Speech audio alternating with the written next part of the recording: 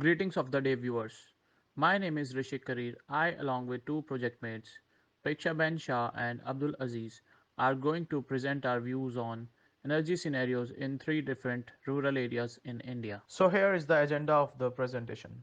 So for each selected area, we are going to discuss for introduction, energy scenario, environmental effects, upcoming or ongoing clean projects, and at the end there will be a conclusion and a recommendation. This slide speaks about selected areas. I will be speaking about Palamu, Jharkhand, and Abdul Aziz will give his thoughts upon YSR district Andhra Pradesh, and Preksha Shah will talk on Jodhpur, Rajasthan. This slide here presented is about introduction and reason why we have selected this area. So this area lies in the eastern India in a state called Jharkhand, which accounts for more than 40% of mineral resources of whole India. This study is more focused about Palamu, which is like one of 24 districts of the state. The other reason for selected this area is about rural population. Out of 4393 kilometer square, 3770 kilometer square are occupied by rural area, which is approximately about 88.35%. The other reason for selecting this area is that the other two selected areas which my project mates are going to present are also dependent on coal. So here is the energy scenario of selected area. Like Jharkhand, this district is also blessed with tremendous natural resources. Out of 1587 villages, 325 are still non-electrified, which is like 20.5% of whole. On the right side of the slide, there is an illustration which illustrates the source of lighting in household of Palamu, as it is evident that 272,061 of households are still using as a source of lighting. Other sources are electricity with 41,155 households, and solar energy and some other sources of energy. For cooking and heating purposes, a significant portion of the population relies on coal, firewood, and other associated sources of energy. Looking at the frequent power cuts, this district, Palamu, is recently connected to the eastern national grid of the country. As the district is dependent upon coal, so this slide speaks about the negative impacts of using coal on environment. One of them is GHG emissions.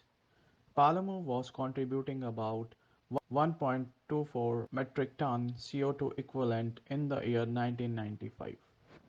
On the right hand side of the slide, there is a pie chart which represents GHG emissions of Palamu. It is evident from the pie chart that the GHG emissions are majorly from industries and residential buildings, which accounts 81.9%. Apart from this, 17.5% of GHGs are from solid waste disposal. Rest of emissions are from commercial buildings, transport sectors, and IPPU sector. There are other impacts as well, which are on geo-environmental elements such as air, water, soil, agricultural areas, flora and landforms. It is evident that the area near Daltonganj coalfield is having much more concentration of PM2.5, PM10 and NO2, which was found to be more than the standard values.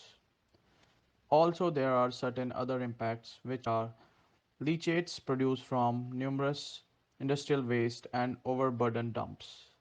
It has also degraded underground water quality.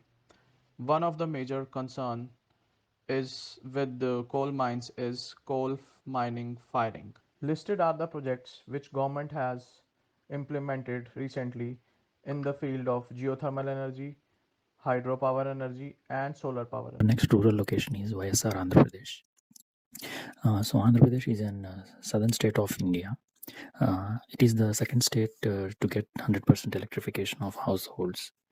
And YSR district was formerly known as Kadapa, and this is the place which we'll be further studying in our project. Basically, YSR district is an rural district in which 96% of the area is rural area, and 66% of the population in the district resides in rural areas. YSR district is basically an industrial hub for cement industry and steel plants and also mining industry.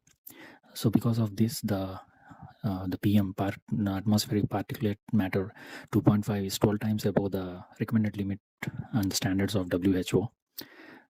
And on the contrary, the local government is taking extensive measures for development of clean and green energy projects. Some of them which we'll be discussing in the further presentation. Even though the district is 100% electrified, the uninterruptible power supply is still a boon and is an indicator of socio-economic development. The YSR district is mainly relied on Rayalaseema thermal power plant, which is a 1650 megawatt power plant.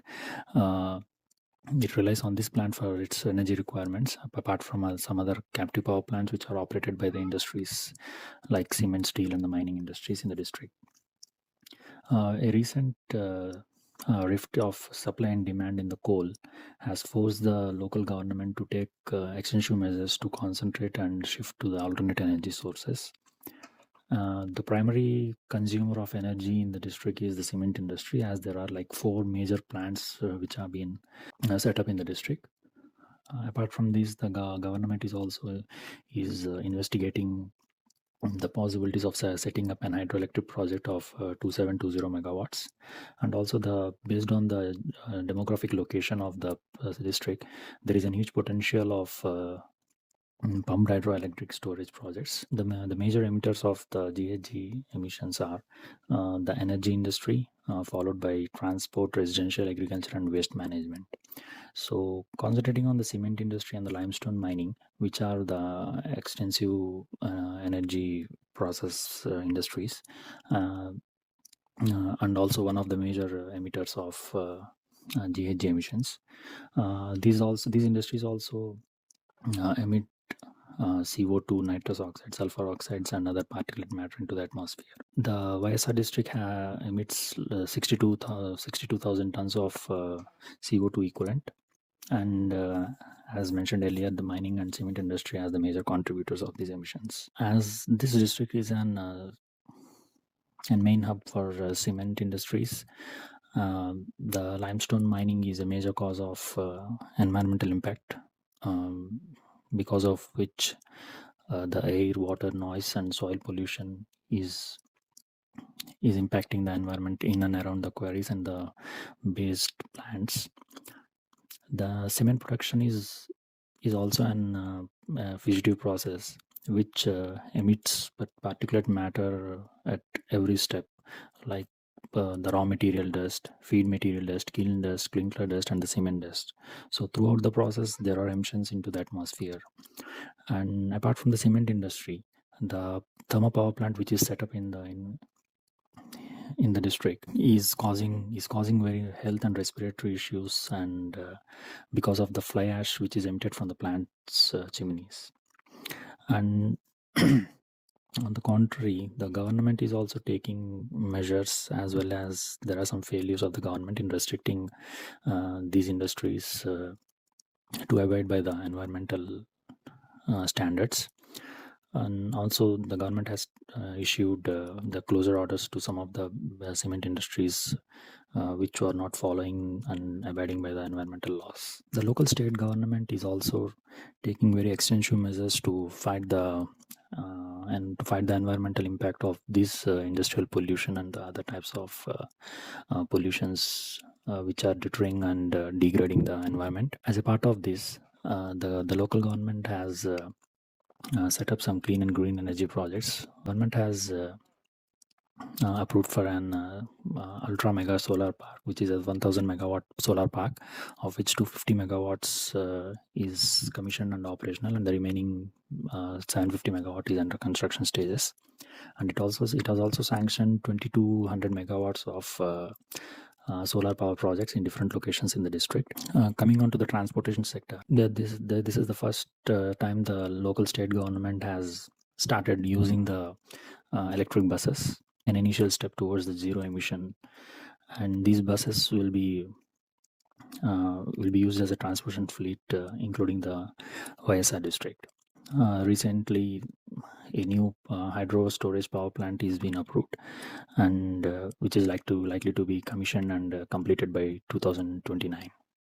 The next area of discussion is Jodhpur, Rajasthan.